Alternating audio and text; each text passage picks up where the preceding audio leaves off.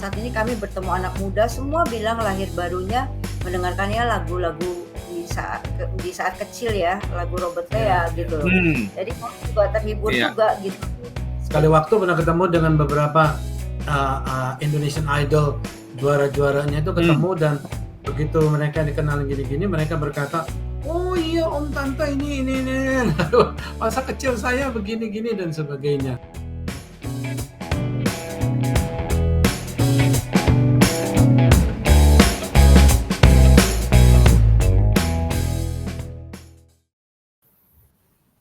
Shalom God Lovers, selamat siang. Bertemu lagi dengan saya Martin Harefa dalam talk show Diaspora TV yang Anda bisa terus saksikan setiap hari Sabtu jam 1 siang. Minggu lalu kita sudah menghadirkan narasumber yang luar biasa, yakni hambanya Pastor Robert Sutanto bersama dengan istri Pastor Lea Sutanto. Di dalam episode pertama, kita sudah banyak memperbincangkan soal masa lalu dan keluarga pasangan hamba Tuhan ini. Bagi God Lovers yang belum sempat menyaksikan episode pertama dari talk show ini, bisa melihat informasinya di deskripsi video ini. Hari ini, kita kembali menghadirkan Pak Robert dan Ibu Lea Sutanto di Diaspora TV. Dan kali ini kita lebih dalam berbincang-bincang terkait pelayanan kedua hamba Tuhan ini, khususnya di dalam bermusik dan menggembalakan jemaat. Kita langsung menghadirkan kedua hambanya, Pastor Robert dan Pastor Lea Sutanto. Shalom Pak Robert dan Bu Lea. Shalom Pak Martin, shalom semua.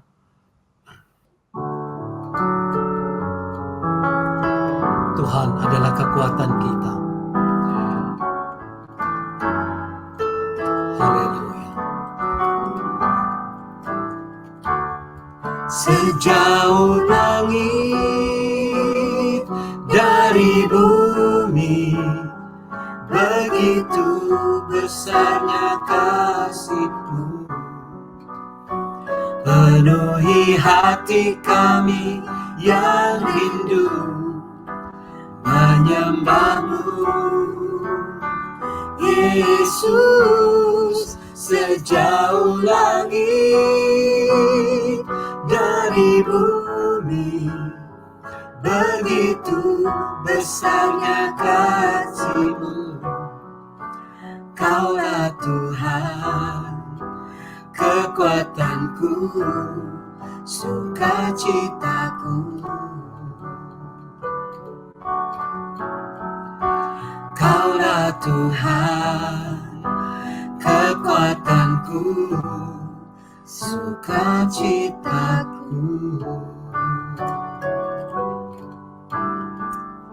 Amin. Amin.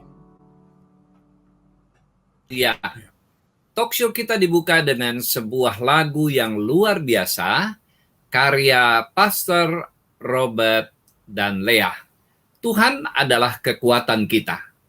God Lovers dan Pak Robert serta Bu Lea, untuk mengawali bincang-bincang kita siang ini, mari kita berdoa. Terima kasih Tuhan untuk anugerah keselamatan yang Tuhan berikan kepada kami, pemeliharaan Tuhan yang luar biasa di tengah-tengah pandemi COVID, tapi tangan Tuhan nyata ada di dalam kehidupan kami. Kami mohon pimpinan Roh Kudus di dalam acara bincang-bincang kami dengan kedua hamba-Mu, Pastor Robert Lea. Dan kami berdoa bagi para pemirsa yang menyaksikan tayangan ini, Tuhan memberkati sehingga kami sungguh-sungguh dikuatkan dan diteguhkan imannya. Dalam nama Tuhan Yesus kami berdoa. Amin. Amin. Pak Robert, lagu yang barusan dinyanyikan berjudul Engkaulah Kekuatanku. Lagu ini sangat legendaris. Apakah ada cerita di balik penciptaan lagu ini? Sebuah lagu terinspirasi tentunya awalnya dari firman Tuhan. Dan kemudian kami berdua meramunya, dia mendapatkan lagu melodi, lalu kemudian saya mencari kata-katanya. Tetapi yang menjadi pesan dalam lagu ini adalah bahwa kita mengajak dan mendeklarasikan Tuhan sebagai kekuatan kita. Karena firman Tuhan dalam kitab Mazmur berkata bahwa Engkau adalah kekuatan kami. Dan barang siapa yang percaya kepadamu dan bahkan sampai keturunanmu pun tidak akan pernah ditinggalkannya. Jadi ayat-ayat tersebut yang membuat kami ingin mendeklarasikan kasih Tuhan dengan lagu ini, mengajak dan menghibur untuk umat Tuhan agar senantiasa tetap percaya kepada firman Tuhan dan mengandalkan Tuhan. Itu. Amin. Sudah ratusan lagu rohani diciptakan dan diaransemen. Dan kan gereja sudah mengumandangkannya di setiap ibadah, bahkan mungkin ribuan gereja, baik di Indonesia maupun di luar negeri. Ini adalah sebuah pencapaian. Robert dan Leah pun dikenal orang sampai hari ini lewat lagu rohani mereka. Robert Leah melayani Tuhan.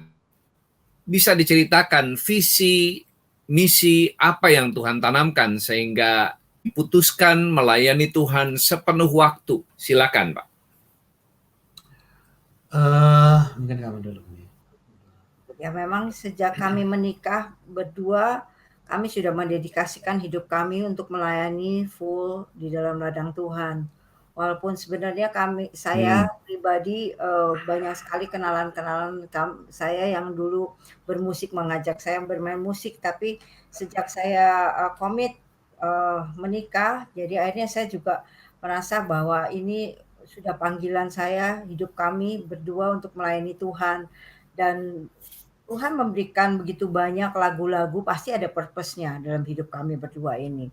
Dan saya makin berpuluh-puluh tahun ini makin kami lihat apa yang kami tabur dari sejak kami menikah sampai sekarang ini baru bertumbuh. Jadi banyak sekali bakat-bakat orang-orang yang feedback kepada kami yang buah dari hasil pelayanan kami gitu.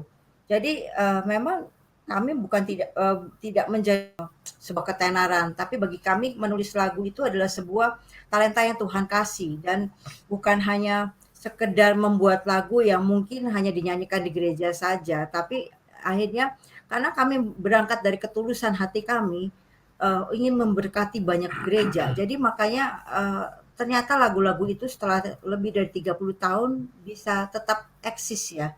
Dan masuk ke berbagai macam gereja dan juga bahkan ke gereja Katolik pun, dan juga diterjemahkan ke dalam bahasa Mandarin, Korea, dan macam-macam Cantonese. Dan itu sebenarnya tidak pernah terbayangkan di benak kami gitu loh, bahwa maksudnya terjadi seperti itu.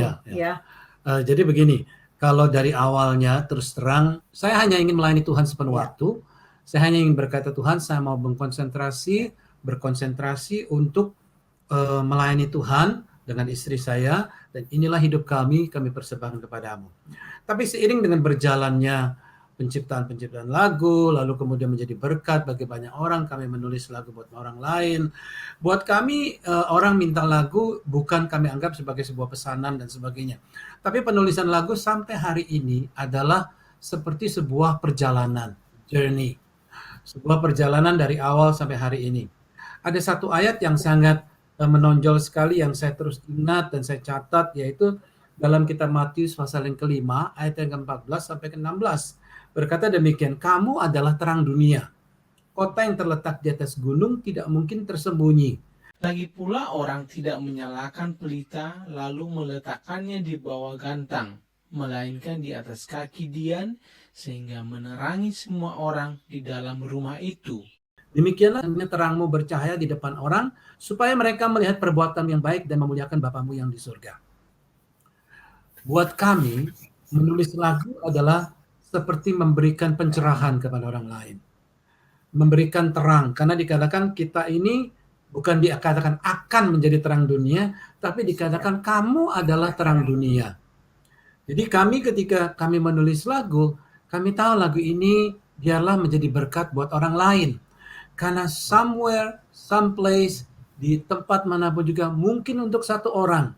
tapi lagu ini bisa menjadi berkat buat orang itu. Ya. Saya ingat satu kesaksian dari Pak Yonas bercerita, beliau kan seringkali pelayanan ke desa-desa, ke kota-kota kecil, dan berkata begini, dia berkata tentang orang tua, dia menyanyikan lagu Yesus sahabatku, kaulah perlindunganku, bersyukur padamu Tuhan. Ibu tua ini menyanyikan lagu itu, dan Pak Yonas cerita kepada saya, bisa bayangkan tidak? Orang tua, dia berkata setiap kali kami sedang mandi, saya selalu bersyukur kepada Tuhan bahwa kira Tuhan terus memenuhi, dan saya percaya bukan cuma hanya pada waktu mandi saja, tetapi juga pada sehari-hari dalam hidupnya, dia itu bersyukur kepada Tuhan. Nah, ini message seperti ini, walaupun cuma hanya satu orang, ya, tapi itu sudah menjadi terang buat orang itu. Silakan. Iya, luar biasa. Pak Robert dan Bu Lea, sangat produktif di dalam menciptakan pujian dan penyembahan bagi Tuhan. Nah, apa yang jadi pemicu atau trigger Pak Robert dan Ibu Lea setiap kali akan menciptakan lagu baru?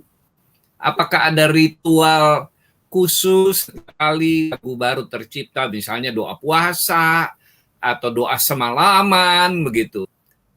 Pak Robert, Bu Lea. Saya akan share sedikit, lalu istri saya akan cerita ya. Buat kami tidak ada tempat yang khusus dan tidak ada waktu yang khusus untuk menulis lagu. Karena setiap saat, setiap waktu, karena hidup kami ini adalah milik Tuhan, dan kami sudah menyerahkan kepada Tuhan. Jadi dimanapun kami berada, apapun yang sedang kami lakukan, kapanpun bisa saja lagu itu datang tanpa harus punya ritual-ritual tertentu. Dan walaupun pernah juga pada waktu kami sedang doa puasa, kami juga mendapatkan lagu, seperti kayak lagu yang ya Roh bicara tentang misi. Buat kami, anytime, anywhere, dimanapun kita berada, tuh ketika Tuhan memberikan sebuah talenta itu harus dikembangkan, bukan cuma hanya pada waktu tertentu saja, tapi dalam setiap saat. Itu saja, mungkin istri saya bisa. Kalau dari saya, kalau misalnya memang kita hidupnya sebagai penyembah, maksudnya kita selalu terhubung sama Tuhan. Di saat kita di kamar mandi pun, dimanapun Tuhan bisa bicara. Jadi saya pun dalam waktu tidur pun kadang-kadang saya mendapat melodi-melodi yang saya langsung rekam, yang saya langsung biasanya saya rengang-rengang, saya lagukan dulu gitu.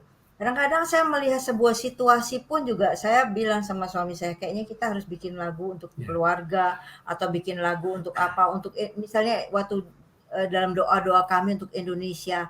Misalnya saya lihat sesuatu gitu, saya bisa lihat itu pulau-pulau lah.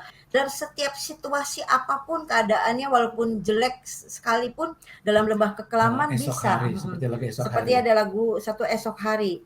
Bagaimana lagu tentang pengharapan ya.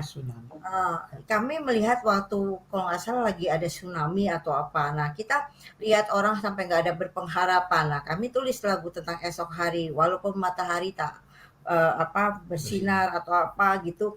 Jadi kita tetap percaya bahwa yakin percaya Tuhan tetap berkuasa atas hidup kita gitu.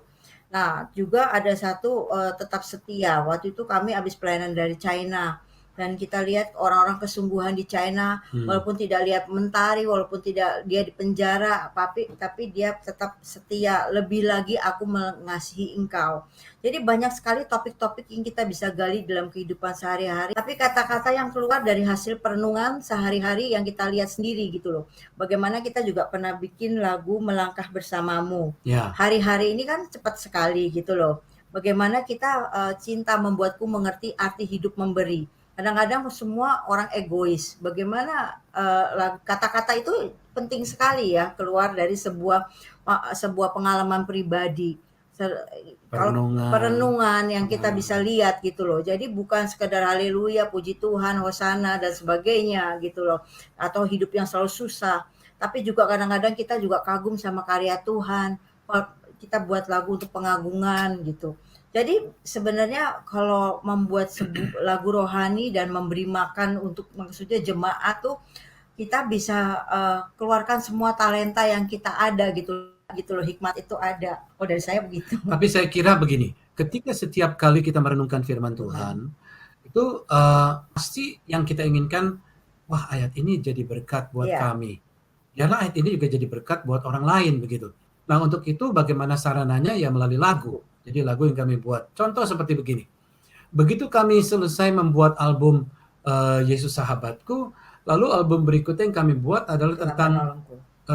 yang TikTok, yang Ika, Buah Ika. Hati, Buah Buah Hati. Hati, album Buah Hati. Nah, saudara, di dalam pembuatan album Buah Hati itu tidak pernah terjadi.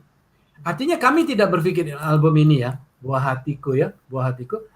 Ini kami tidak pernah terpikir dan saya kira tidak pernah ada orang pun yang terpikir pada waktu itu untuk membuat lagu yang baru lahir, anak kecil yang balita seperti demikian.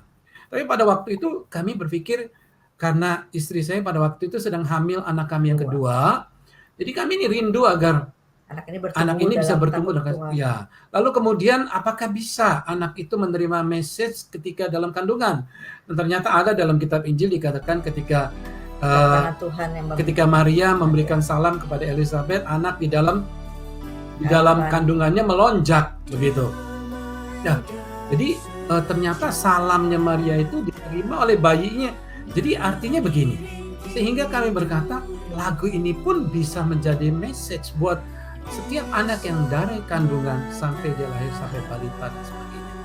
Jadi kan membuat album itu dan ternyata fast forward sekitar 30 tahun lebih ya, saudara kami mendengar kesaksian orang ibu yang mengandung anaknya mendengarkan lagu ini terus setiap hari diputar, anak ini lalu menjadi besar dewasa menikah dan lalu dia punya anak, dia menikah dan hamil, lalu anaknya ini rindu untuk kandungannya ini, bayi di kandungan dengar juga lagu ini.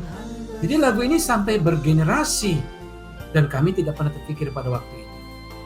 Dan ketika sudah dilakukan dan sampai sekarang dan hasilnya luar biasa sekali. Beberapa minggu yang lalu ya atau bulan lalu kami nyelipkan di dalam acara kami setiap hari Jumat dari Worship at Home lagu-lagu yang dari album Buah Hati ini. Salah satunya adalah tentang bersyukur pada Tuhan, ku bersyukur pada Tuhan. Dan ternyata lagu ini untuk salah satu ibu ini menjadi sebuah kesaksian yang luar biasa. Ibu ini bersaksi di YouTube ya, nyanyikan lagu ini terus setiap kali ini saya selalu pegang telinganya, pegang hidungnya, pegang kakinya dan pegang kepalanya. Saya berkata biarlah anak ini bertumbuh menjadi dewasa dan pandai dan dipakai oleh Tuhan. Dan dia bersaksi, saudara, sekarang anaknya sudah besar, anaknya sudah bekerja dan dia berdoa. Ternyata doa itu bukan cuma hanya untuk yang spiritualnya saja, tetapi juga mempengaruhi kognitifnya dia. Dia menjadi pintar dan dia di tempat pekerjaan menjadi orang yang paling pintar di tempat pekerjaannya ya. Dan dia berkata ini bersyukur karena dari kecil kami mendengarkan lagu ini dan mendidik anak ini melalui lagu-lagu.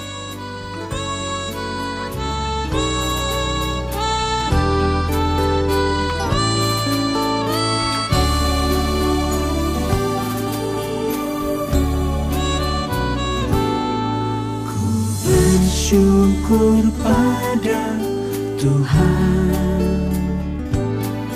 Kau diberikan tubuh sehat dengan dua mata indah, hidung mulut telinga. Puji Tuhan. Benar. Iya, terima kasih untuk kesaksian yang luar biasa bagaimana menciptakan lagu, dan lagu itu bukan hanya berhenti di kata-kata atau melodi, tetapi ternyata ada kuasa Tuhan menjamah orang-orang, mengubah mereka, memberkati mereka. Ya. Pak Robert, kita tahu bahwa Bapak ini sampai ke seluruh Indonesia, bahkan sampai ke luar negeri. Bisa diceritakan pelayanan Bapak ke negara mana saja bersama Bu Lea dan juga bentuk pelayanannya?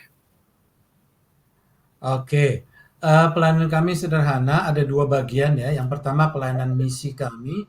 Pelayanan misi kami berarti kami ke negara-negara tertentu, ke negara-negara banyak negara, kami nyanyi, kami khotbah, mendoakan orang dan sebagainya.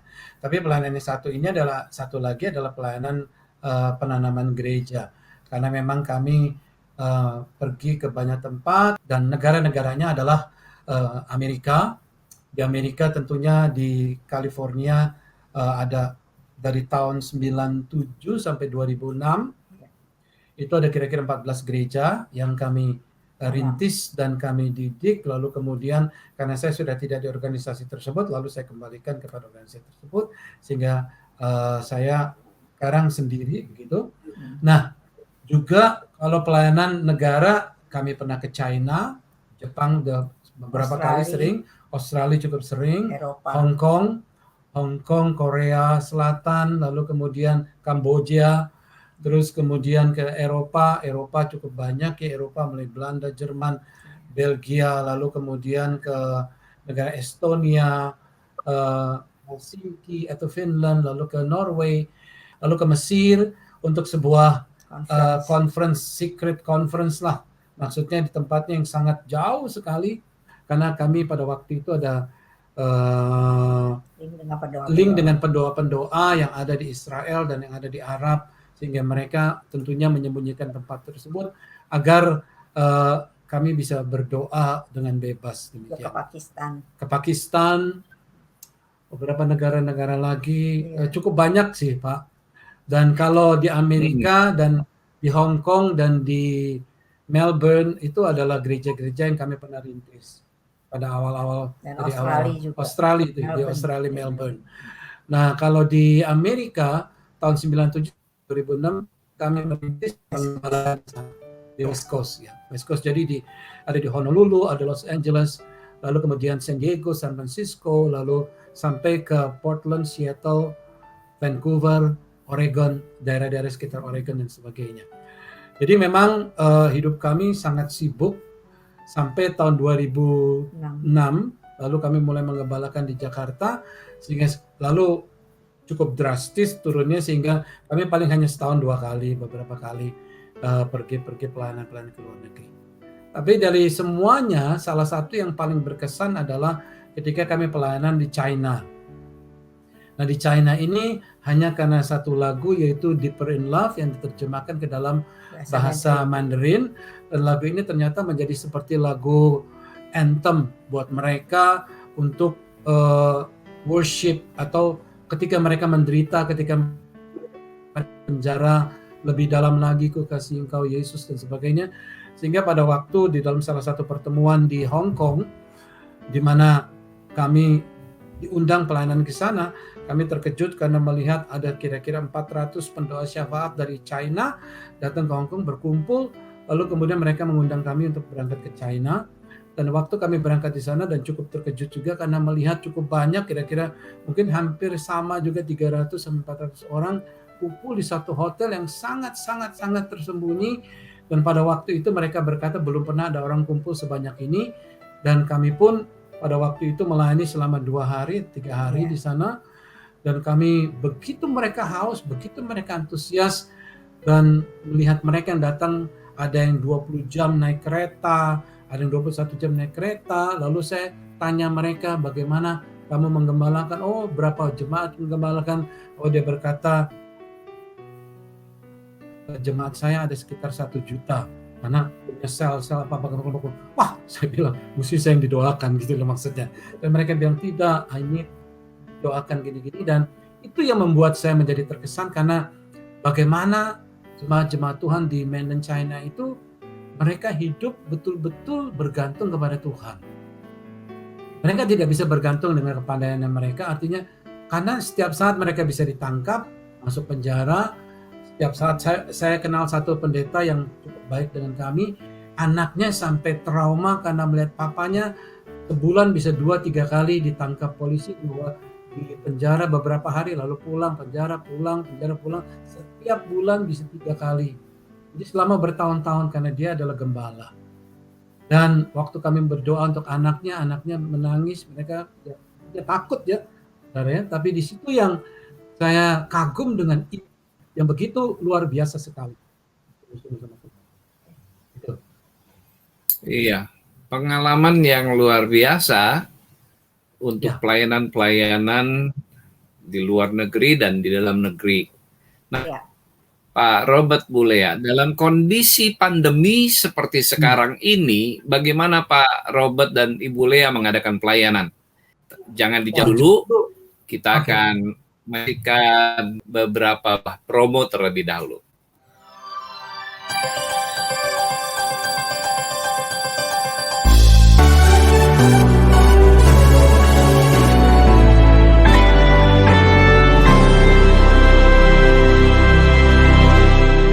Pesan Tuhan ini kembali bergema buat kita.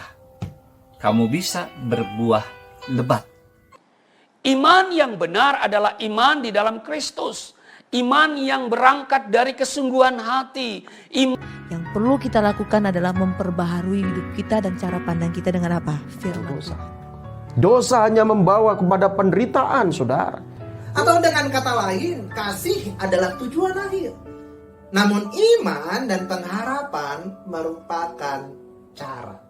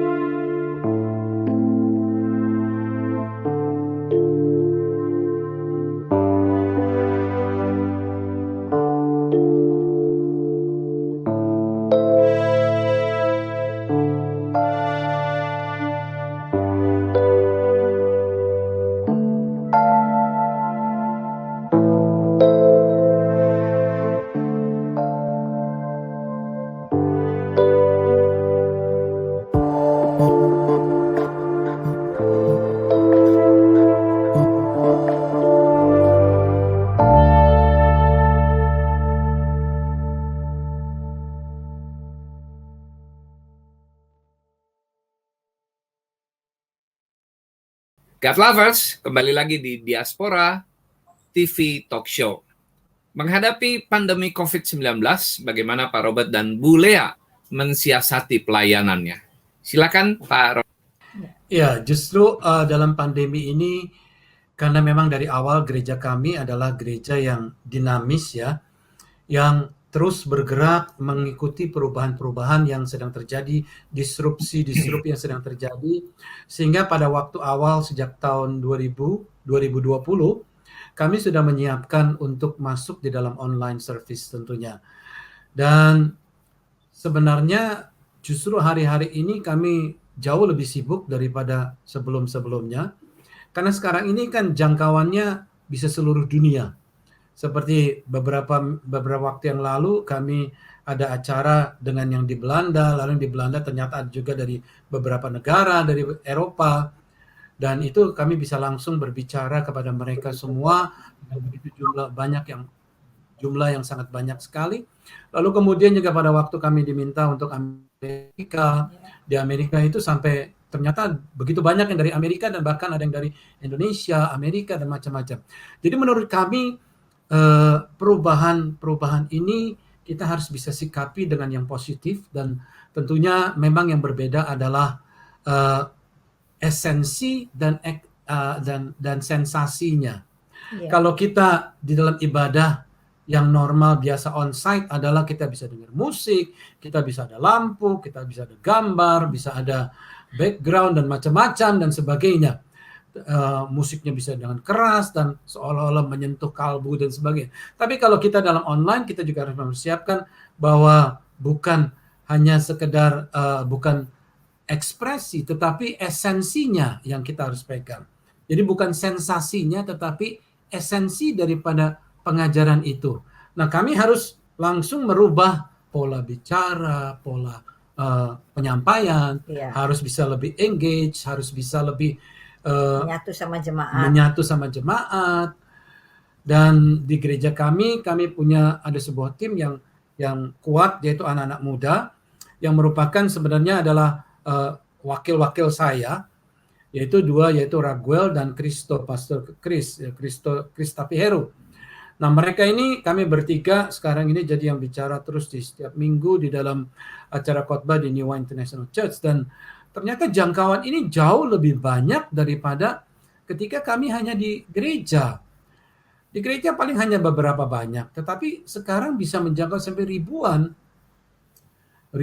sampai berlipat ganda di beberapa negara dan bahkan sampai ke Australia, ada yang dari Jepang, dan worship at home kami bisa sampai di Australia, Brasil, lalu kemudian di Frankfurt, di Amerika, lalu kemudian di Jepang, di Tokyo, mereka di Singapura, mereka Australia, mereka Hong Kong, mereka terus Kinabalu, mereka justru bisa.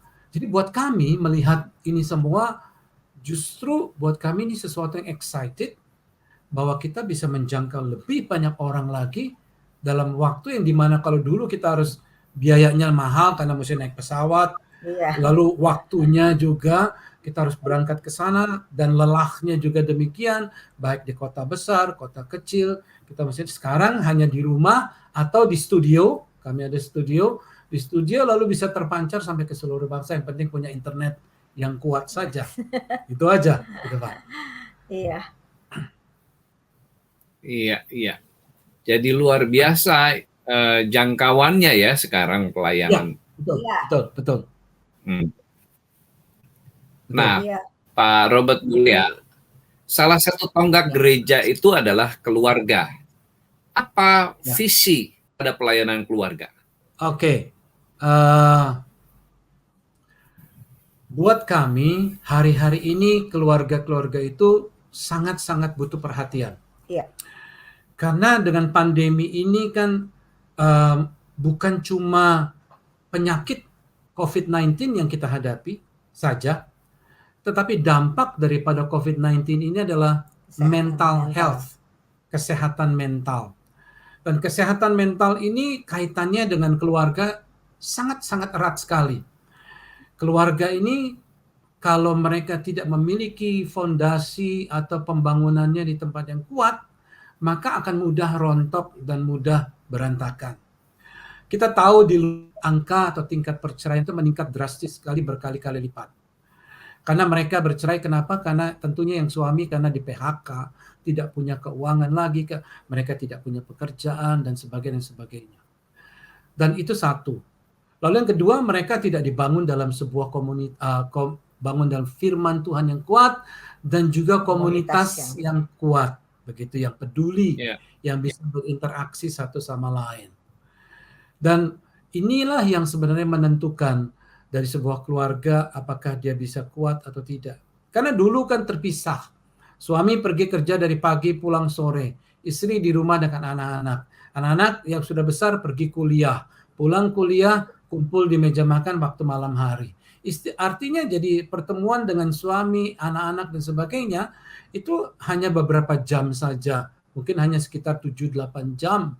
Walaupun sampai malam lalu kemudian tidur jam 5 sore, 6, 7, 8, 9, 10, 5 jam mungkin hanya ketemuan. Nah, sekarang harus ketemu setiap saat, setiap waktu. Apalagi kalau rumahnya ukurannya 32, ukurannya 60, maka setiap hari mungkin bisa tabrakan sana sini karena mau nyuci, mau ini, dan disitulah terjadi ketegangan-ketegangan. Dan kalau kita tidak bisa menangani dari sisi praktis dan dari sisi firman Tuhan, maka akan menjadi sebuah bencana yang tidak diharapkan. Itulah sebabnya pentingnya pelayanan keluarga di sini. Bagaimana suami dengan istri dengan anak. Tadi istri saya sudah share sedikit banyak tentang bagaimana mendidik anak-anak kami bertiga sehingga mereka pertama mereka dalam Tuhan, kedua mereka melayani Tuhan, dan mereka bertumbuh dengan sehat, dan kami semua kompak dalam satu keluarga sehingga kami menjadi keluarga yang kuat dan solid, dan kami bisa menjadi berkat buat orang banyak. Begitu. Kalau dari saya mau tambahkan, biasanya banyak orang yang melihat orang tuanya itu sebagai hanya pencitraan, mungkin ya di Instagram bagus, sebagai keluarga yang bagus, tapi kita harus bagaimana di mimbar dan di keluarga di luar gereja pun harus sama gitu. Dan saya walaupun di pandemi ini banyak sekali konseling keluarga-keluarga yang akhirnya saya kaget-kaget gitu, banyak sekali yang bercerai. akhirnya bisa menemui bahwa suaminya ternyata selama ini penipu dan dia Ya, sendiri ditipu. ya. Akhirnya sekian lama setelah dipulihkan satu-satu masalahnya, ternyata waktu dalam pandemi ini masalah bisnis yang akhirnya membuat mereka memutuskan untuk berpisah. Bagi kami itu kami sangat sedih sekali gitu loh. Ada juga yang selingkuh berapa 7 tahun, 10 tahun bunyikan, akhirnya waktu masa pandemi terbuka gitu loh. Terbuka, ya. Dan itu bagi saya gereja sebenarnya harus lebih bisa menyentuh ya. Maksudnya kita bukan hanya sekedar mega church, tapi kita harus bisa menjadi mega influence buat keluarga-keluarga ini gitu loh. Bagaimana kebanyakan orang bilang, oh anak pendeta tuh begini, anak pendeta. Nah sebenarnya bagi anak-anak kami sangat terbebani sekali gitu loh dengan sebutan anak Robert Lea. Nah itu yang mereka selalu share kepada kami, bagaimana menjaga martabat istilahnya gitu loh sebagai anak hamba Tuhan. Dan tidak mudah itu. Nah itu harus dibutuhkan juga kebesaran hati orang tua untuk bisa menerima input-input dari anak gitu. Supaya jangan anak-anak tuh melihat bahwa orang tuanya itu berbeda di gereja dengan di dalam keluarga. Itu yang kami selalu pentingkan kepada keluarga-keluarga di gereja kami, dan supaya mereka juga bisa terinspirasi, terimpartasi juga apa yang kami bisa contohkan kepada mereka. Ya, jadi begini, selama pandemi ini memang terjadi sebuah disrupsi yang sangat besar di dalam gereja. Gereja tidak bisa kebaktian on-site, sehingga itu sangat mempengaruhi. Dan saya menyadari karena banyak sekali teman-teman hamba Tuhan yang tiba-tiba jadwalnya dari 1 tahun sekitar 300 jadwal, sekarang tiba-tiba bisa tidak ada jadwal sama sekali karena semuanya dibatalkan. Dan itu sangat berpengaruh dengan kehidupan mereka, income mereka, lalu kemudian keluarga mereka, rumah tangga mereka, dan itu sangat berpengaruh. Sehingga saya bersyukur punya istri, punya anak-anak kami, dan juga punya anak-anak rohani yang setiap saat bisa berdiskusi dan sebagainya, menentukan bagaimana apa yang harus kita lakukan menghadapi situasi seperti ini. Yang pertama adalah yang akhirnya bagaimana kita bisa engage dengan jemaat. Karena selama ini jemaat ini kan kita hanya ketemu hari Minggu di gereja, atau paling ketemu di cell group, dan cell group itu pun ketemu dengan ketua-ketua cell group. Kita hanya mendengar laporan saja. Ya, walaupun itu juga baik sih, saudara ya.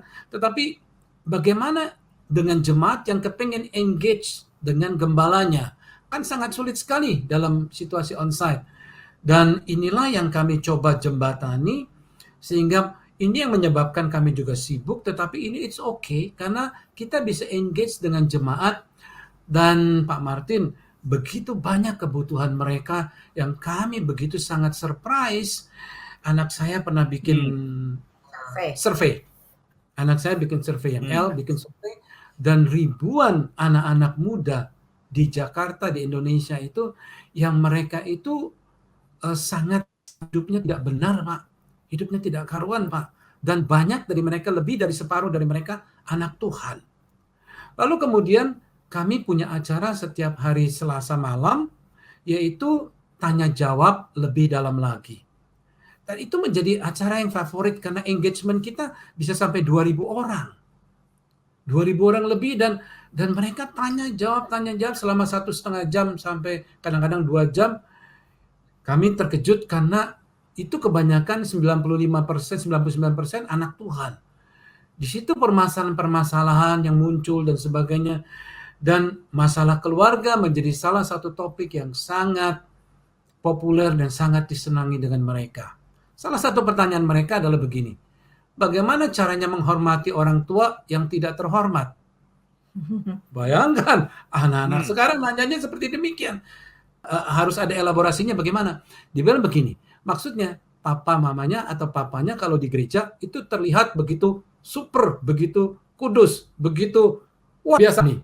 Tapi begitu di rumah ada anak yang salah, berbuat salah, lalu yang keluar adalah kebun binatang.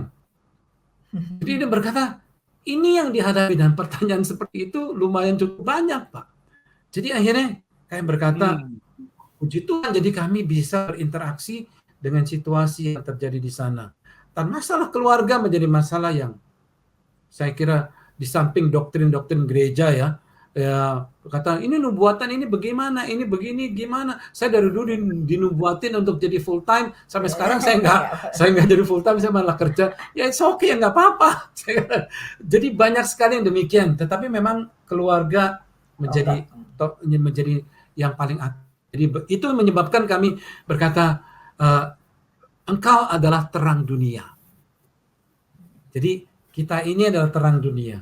Bagaimana keluarga kami bisa menjadi berkat bagi dimanapun yang berada. Dan acara itu adalah dipandu 3 orang, Pak. Acara setiap hari Selasa saya, anak saya El, dan Christopher Tavihero, ya, bertiga. Jadi itu bisa engagementnya bisa banyak sekali, gitu. Nah, ada satu lagu ciptaan Robert Lea yang sangat legendaris dan banyak dinyanyikan di ibadah-ibadah gereja, khususnya jika khotbahnya bertemakan tentang keluarga. Judulnya adalah Bersama Keluargaku. Bisa diceritakan, Pak, story lagu ini? Silakan. Ya, kita nyanyikan. Ya. Mungkin istri saya dulu cerita. Ya, itu sekitar tahun 95 atau 96 kami masih di sebuah grup yang terusannya Disciples, itu kami akan mengadakan konser. Nah, karena temanya itu sebab Tuhan baik ya. Dan kami melihat waktu pada tahun-tahun itu ada kebutuhan untuk membuat sebuah lagu yang bagaimana menceritakan komitmen sebuah keluarga sampai kapanpun akan tetap bersatu di dalam kasih Tuhan gitu loh. Jadi akhirnya kami mencoba menggambarkan itu inspirasi yang Tuhan kasih dalam bentuk lagu. Dan kami mengajak anak kami yang waktu itu El, dia mulai bisa bernyanyi. Jadi di dalam sebuah lagu itu. Karena waktu itu kan jarang sekali orang membuat lagu yang bertema-tema tentang keluarga. Dan kami tidak pernah menyangka bahwa ternyata lagu itu seperti menjadi lagu tema keluarga sepanjang masa. Setiap kali orang mau menikah, setiap kali orang mau acara keluarga, pasti dinyanyikan Bersama Keluargaku, melayani Tuhan. Bagaimana itu menjadi komitmen kami sekeluarga untuk benar-benar mengasihi Tuhan sampai pada akhirnya. Kita tetap mengasihi Tuhan sampai akhir hayat hidup kita. Nah, itu menjadi sebuah komitmen yang sangat kuat. Dan saya rasa kalau misalnya setiap kali orang-orang pasti akan ikut terinspirasi dengan lagu tersebut gitu loh. Jadi memang dari awalnya kami memang mempunyai visi misi untuk keluarga-keluarga bisa diberkati melalui lagu. Ya, Yosua 24 ayatnya yang ke-15 berkata demikian. Tetapi jika kamu anggap tidak baik untuk beribadah kepada Tuhan, pilihlah pada hari ini kepada siapa kamu akan beribadah. Allah yang kepadanya nenek moyangmu beribadah di seberang sungai Efrat, atau Allah orang Amori yang negerinya kamu diami ini.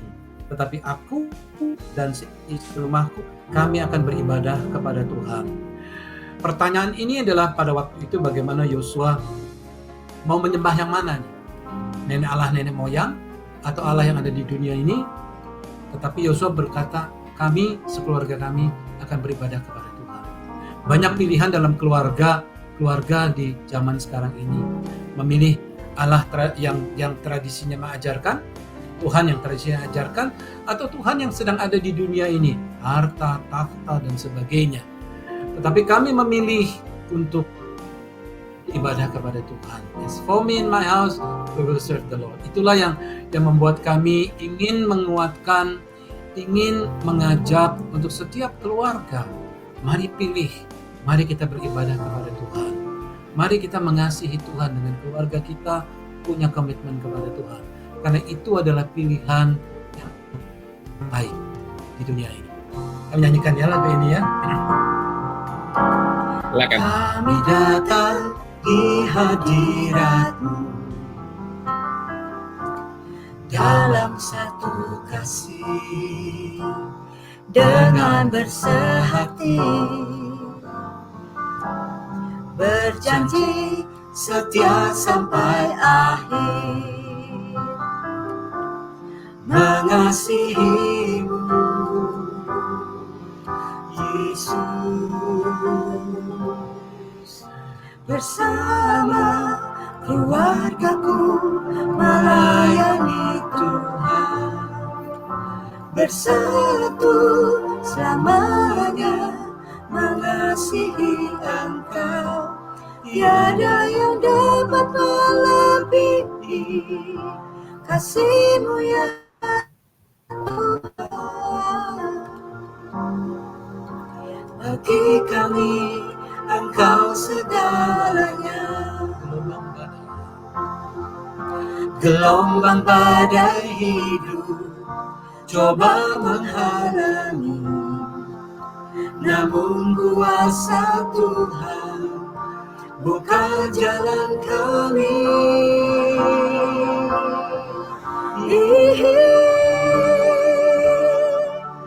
Bersama keluargaku melayani Tuhan, bersatu selamanya mengasihi Engkau.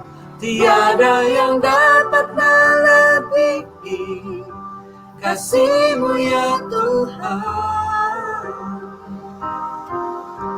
Bagi Engkau segalanya,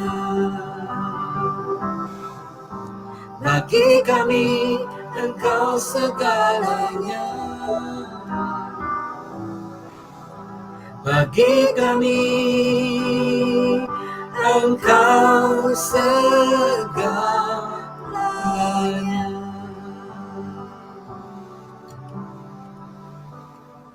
Amin. Amin. Wow, sebuah pujian yang sangat memberkati kita semua. Dari kedua orang hambanya, Pak Robert dan juga Ibu Lea. Nah, Pak Robert, saya dengar dulu Pak Robert pernah sakit kanker. Ya. Nah, bagaimana sampai bisa terkena penyakit itu, lalu prosesnya dan bagaimana sampai Tuhan sembuhkan dari sakit kanker itu? Yes. Silakan, Pak. Ya, puji Tuhan, saudara. Jadi tahun 2018, setelah kami pulang pelayanan dari Kinabalu, saya mulai merasakan mual-mual di sana. Jadi selesai pelayanan dari Kinabalu, kami pulang ke Jakarta, lalu saya mulai menjalani pemeriksaan. Itu bulan Juli, Agustus, September, Oktober baru ketemu bahwa ternyata saya kena cancer, itu di Jakarta. Dicek waktu itu CT scan, saya udah bolak-balik, diperiksa selama 3 bulan lebih, dan akhirnya setelah CT scan baru ketahuan bahwa saya ternyata ada dicurigai masih ada cancer di limpa saya, limpa. Nah, memang prosesnya untuk ke situ itu berat badan saya turun drastis, tadinya saya bisa 85, turun ke sampai ke 69, lalu kemudian saya keringetan, cepat letih, kemudian demam itu tidak terlalu tinggi, tapi cukup membuat saya merasa saya demam, mungkin bisa sekitar 37,5 begitu ya, saudara ya. Jadi saya hampir setiap hari, 2 hari sekali minum obat paracetamol, jadi untuk nurunin demam dan sebagainya. Dan tapi sampai saya dicek darah, cek jantung, cek semuanya, dan pada akhirnya sampai di kultur, jadi dokternya berpikir satu persatu ini, dicoba satu persatu sampai akhirnya setelah 3 bulan lebih, baru ketemu ketika di CT scan bahwa saya ada cancer di bagian limpa saya.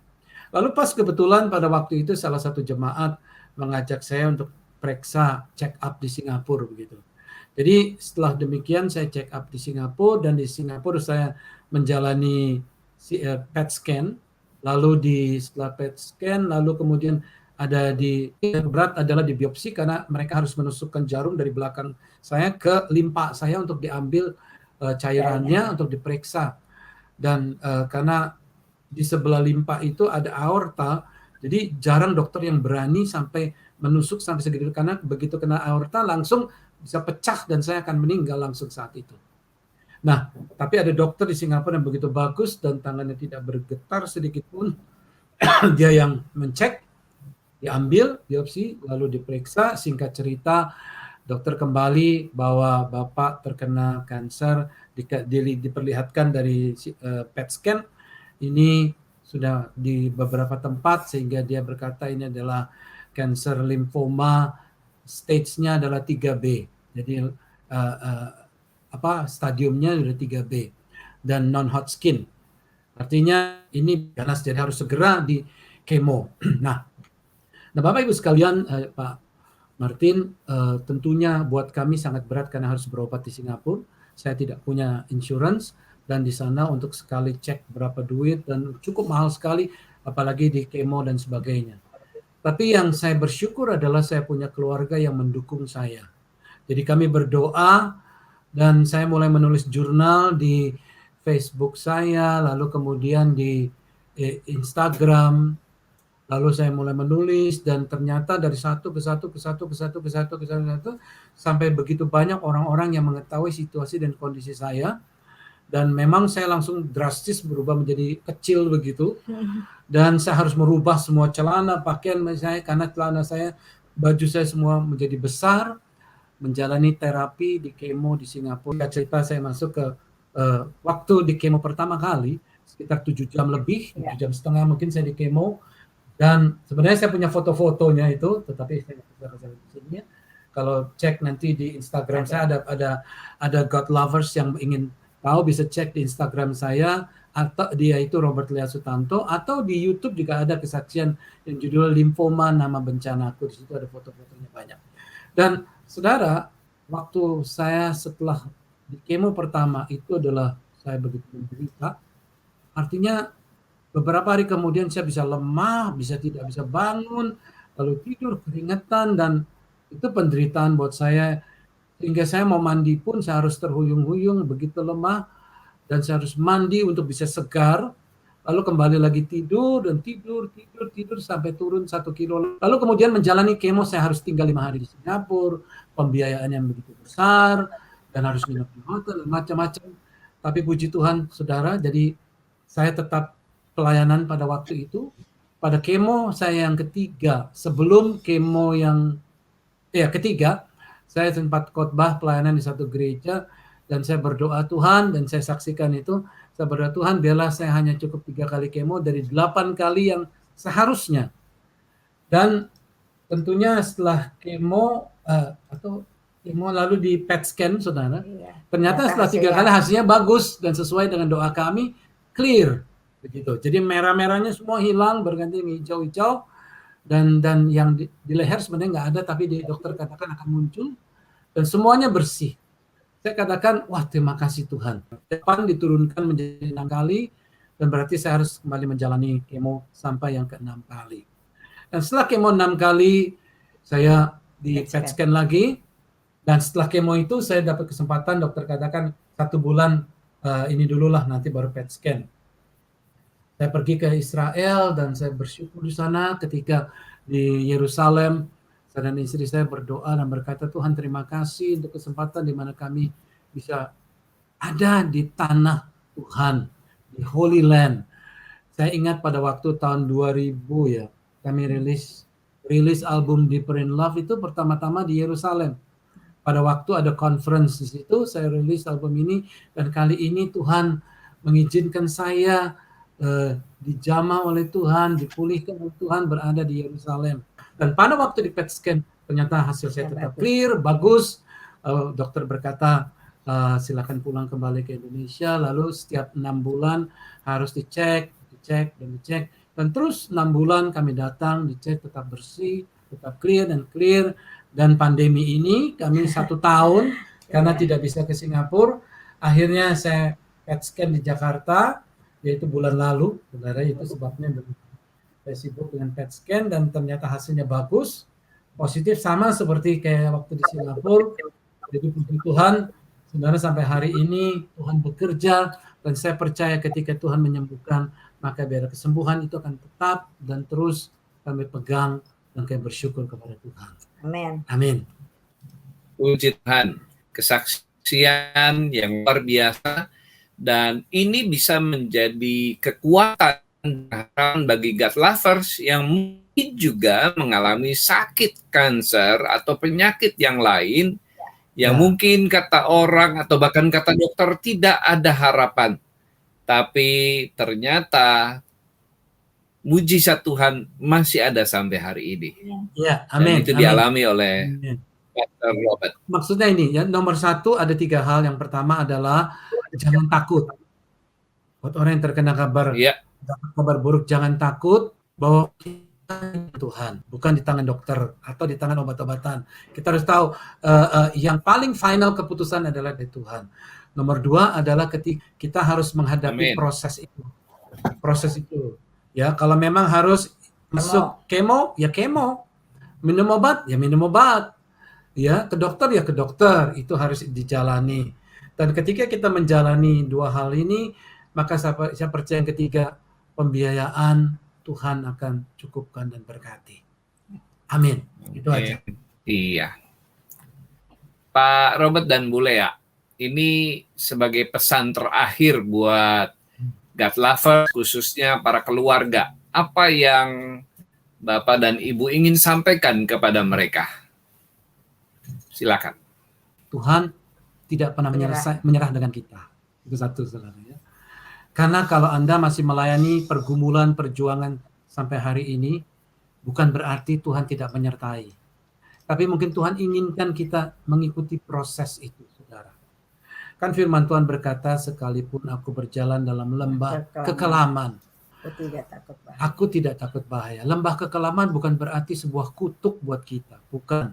Tetapi itu mungkin sebuah proses dalam hidup kita untuk kita masuki dan kita jalani. Yang penting penekanan kita adalah Tuhan menyertai. Tuhan menyertai. Kata Tuhan menyertai itu adalah sebuah kata yang membuat kita tidak menyerah. Saudara. Ya, karena Tuhan tidak pernah menyerah sama kita. Satu. Yang kedua adalah be resilient. Resilient ini adalah artinya adalah jangan mudah menyerah. Hadapi semuanya ini. Lakukan yang terbaik. Layani Tuhan. Berdoa, bersyukur. Semua disiplin-disiplin rohani yang kita harus lakukan, saudara. Saya percaya dalam proses ini kita akan keluar sebagai pemenang. Amen. Kalau kita tidak pernah menyerah. Lalu yang ketiga adalah, saudara jangan lupa berbuat baik kepada orang lain. Kami justru di masa pandemi ini, kami menyisihkan dana yang kami miliki untuk menolong orang-orang yang tidak mempunyai. Dan saudara, setiap minggu, 2 minggu sekali kami melakukan baksos, memberkati jemaat-jemaat yang membutuhkan. Dan sekarang dirubah, berkatnya adalah obat-obatan COVID-19, vitamin buat mereka, agar mereka menjadi kuat. Bapak Ibu sekalian, di mana Anda berada, ingat, God Lovers, Tuhan mengasihi orang-orang yang mau menjadi berkat buat orang lain. Amin. Jangan berhenti berbuat baik. Amin, itu saja Pak. Baik, Pak Robert dan Ibu Lea, terima kasih atas kesempatan yang diberikan bisa hadir hari ini. Kami mendoakan pelayanan Bapak dan Ibu di gereja yang digembalakan, New Wine International Church, terus berkati Tuhan. Salam buat semua jemaat yang digembalakan. Terima kasih, Pak Robert, Ibu Lea, Tuhan memberkati. Sampai jumpa kembali. Yes. Terima kasih juga untuk kesempatannya, Pak. Jadi boleh jadi berkat. Amin. Sampai jumpa kembali. Amin. God Lovers, demikian akhir dari bincang-bincang kita hari ini. Terima kasih buat Anda semua yang setia. Semoga talk show hari ini bisa menginspirasi dan memberkati God Lovers dimanapun berada. Ikuti terus program-program kami di Diaspora TV Channel. Jangan lupa memberikan komentar, like, dan share. Terima kasih juga sudah melakukan subscribe. Sampai jumpa. Tuhan memberkati. Silakan. Kami datang di hadirat-Mu dalam satu kasih dengan bersehati. Berjanji setia sampai akhir, mengasihimu, Yesus. Bersama keluargaku melayani Tuhan, bersatu selamanya mengasihi Engkau. Tiada yang dapat melebihi kasih-Mu ya Tuhan. Bagi kami Engkau segalanya. Gelombang badai hidup coba menghalangi, namun kuasa Tuhan buka jalan kami.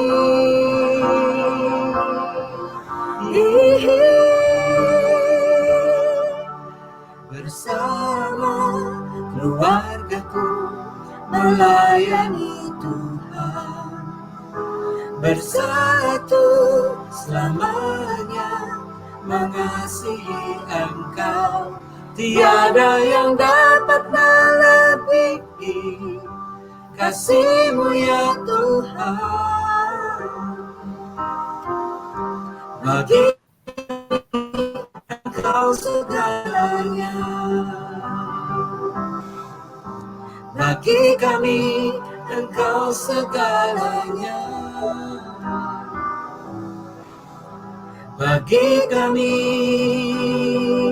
Engkau segalanya.